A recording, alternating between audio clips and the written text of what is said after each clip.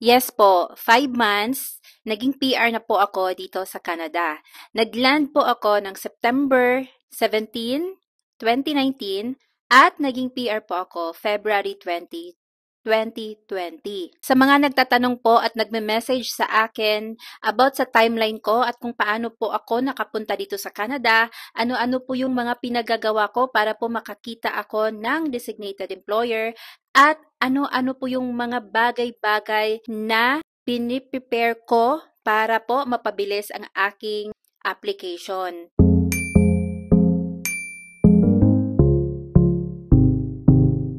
Nais ko po munang pasalamatan ng lahat po na sumuporta at nag-subscribe po sa ating channel.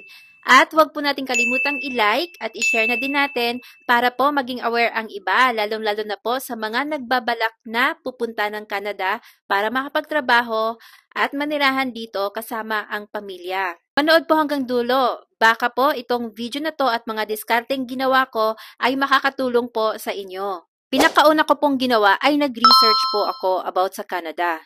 Pero, hindi ko po alam kung saan ako magsisimula. Sa kaka-research ko, napadaan po ako sa Express Entry. At nagsimula po akong magbasa tungkol dito. Hanggang sa nalaman ko na ito ay isang point system. Pero sa panahon na yon, napakataas po ng CRS score. Nasa mga 410 to 450. At alam ko po sa sarili ko na hindi ko kayang abutin yon. Kaya X na kaagad sa akin ang Express Entry. Sa mga hindi po nakakaalam kung ano po ang Express Entry, base po sa aking pagre-research noon, kailangan mo pong makakuha ng at least CLB 8 sa ating IELTS. Ang ating education dapat po mataas ang level, halimbawa po, masteral or doctorate. Para po pag naipa-assess po yan dito sa Canada, ang equivalent po niyan, lalo na po pag recognize ang ating school, ay 4 years course po ito. So malaking points po yon. Length ng ating job experience na related po sa skills natin ay meron din pong points ito. Ang ating edad ay meron din pong points. At sa pagre-research ko ng Express Entry, dito ko po nalaman na marami po siyang substreams. Katulad na lang po halimbawa ng Canadian Experience Class or CEC, Federal Skilled Worker or FSWP, Federal Trades Program, Provincial Nominee Program, at marami pa pong iba. Ang una pong ginawa ko ay nag-gather na po ako ng mga initial documents na kakailanganin. Katulad po ng birth certificate ko, pati mga anak ko, death certificate ng aking late husband, tinama ko na din ang birth certificate ng mga parents ko, although hindi naman po kasama ang birth certificate nila sa pag-process ng application ko sa immigration. Ito ay personal na reference ko lamang sa future, baka po kakailanganin ko. Mga police clearance at NBI ay hindi pa po ako kumuha ng mga yan dahil short period lang po ang validity nito. Saka na po ako kumuha nung nagkaroon na po ako ng employer at nag-start na po ng process ang aking application. Kumuha na din po ako ng ECA or Educational Credential Assessment.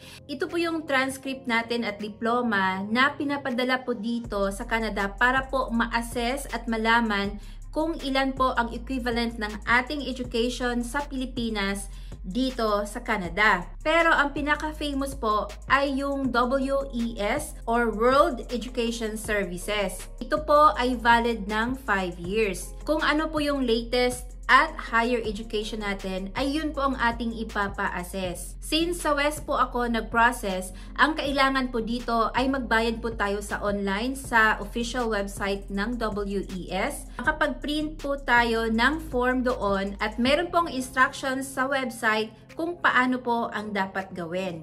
Ang sa akin po, since nasa Dubai ako nung panahon na nag-process po ako ng WES, ang nag-process po sa akin ay ang pamangkin ko. Kumuha po ako ng SPA sa Philippine Consulate sa Dubai. Nagpasalamat lang po ako sa register namin dahil alam na po nila kung paano ang gagawin.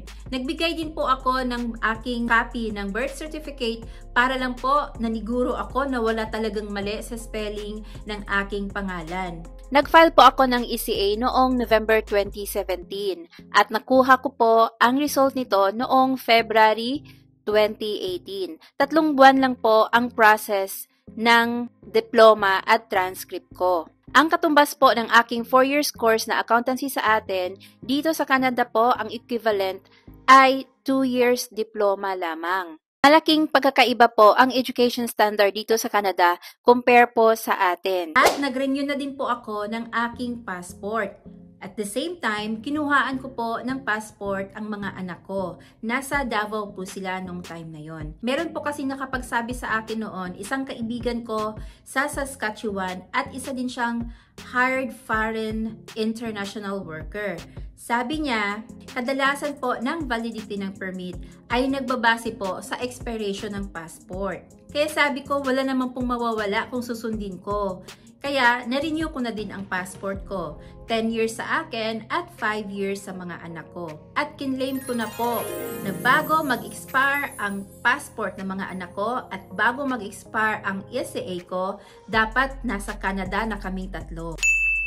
Nagpupuyat po talaga ako sa pagre-research kung ano pa po ang mga ibang option, kung paano po ako makarating sa Canada at kung anong pathway po ang menos gastos. At napag-alaman ko po sa panahon na yon na meron pong 100 pathways na makapasok ka po ng Canada. Kailangan na po nating i-explore ito. At sa pagre-research ko, natuklasan ko din ang pinaka-the best option at ang pinaka-last resort ko ay makahanap po ng legit designated employer na direct hire.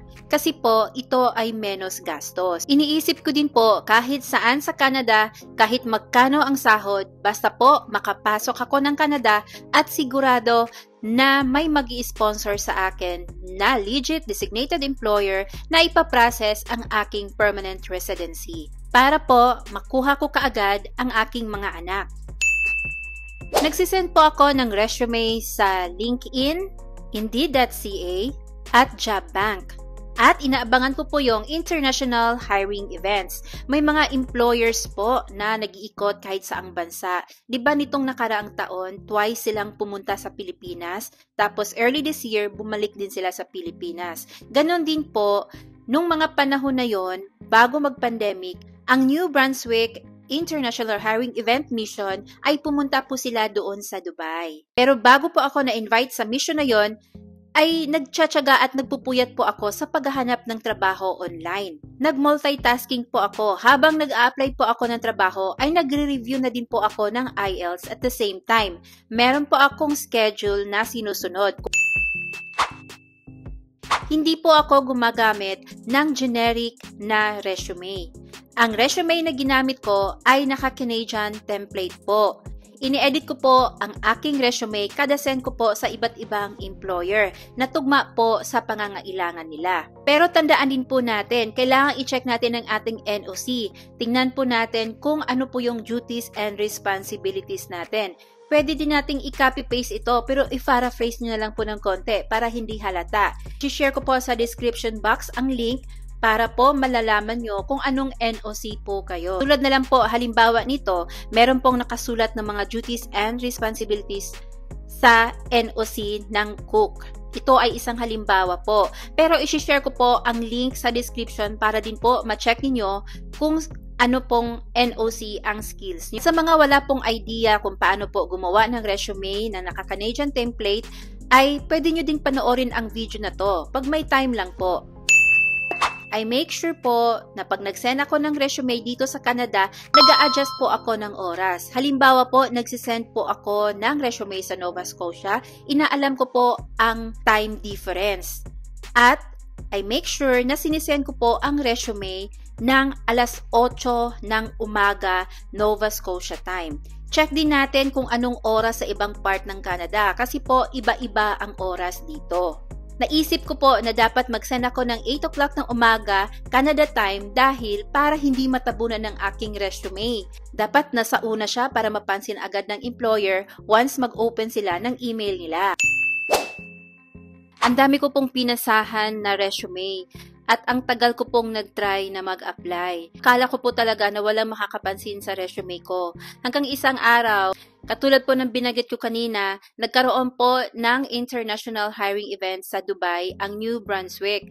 Kaya po, nag-try po ako na magpasa ng resume ko sa link na provided nila. Nalaman ko ang event na yon sa group na ito. Sumali po ako sa group na ito dahil marami po akong natutunan. Nagtsatsaga din po akong magbasa sa comments at nagpo-post po ako ng aking mga tanong dyan para po malinawan ako sa mga confusions ko in mind. August po ako nag-apply sa link na yon. Last minute na po ako nag-send ng resume noon kasi last minute ko ding nalaman na meron parang international event na gagawin sa Dubai. September 14, 2018 ay nakatanggap po ako ng email na na-invite po ako sa event na yon. At hindi po tayo basta-basta na pupunta lang tayo doon kahit wala tayong invitation dahil hindi po tayo makakapasok. Ginanap po yun sa Dubai, 3 days event. Napakadaming tao po.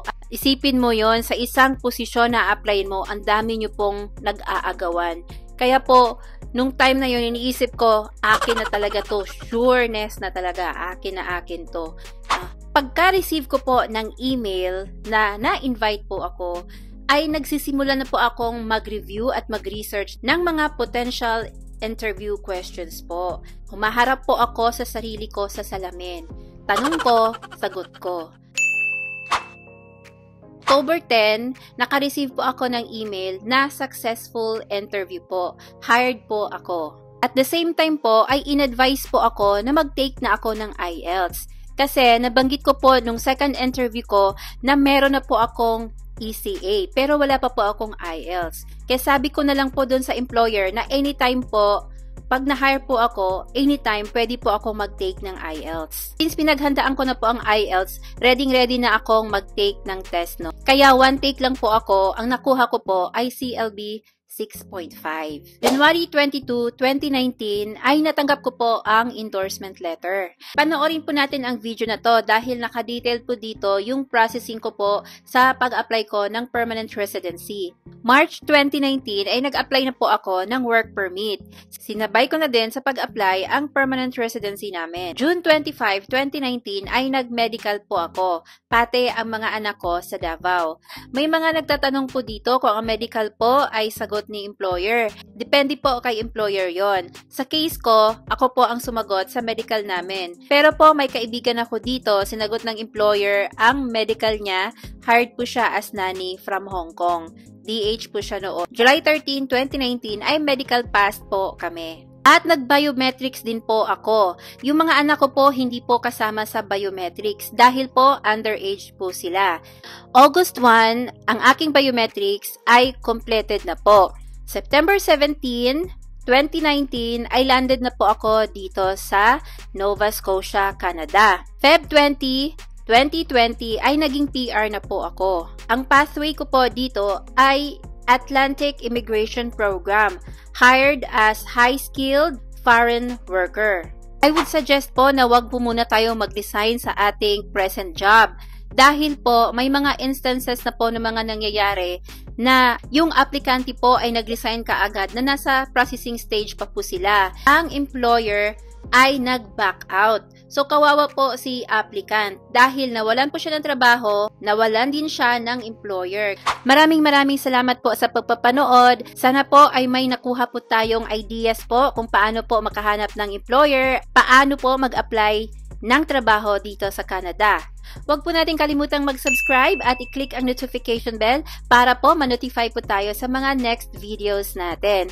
Huwag po natin kalimutan ding i-share at comment na din. At kung gusto nyo pong manghingi ng viewer po ng IELTS, meron po. I-comment nyo lang po sa comment section ang inyong mga email address at isi-send ko po sa inyo.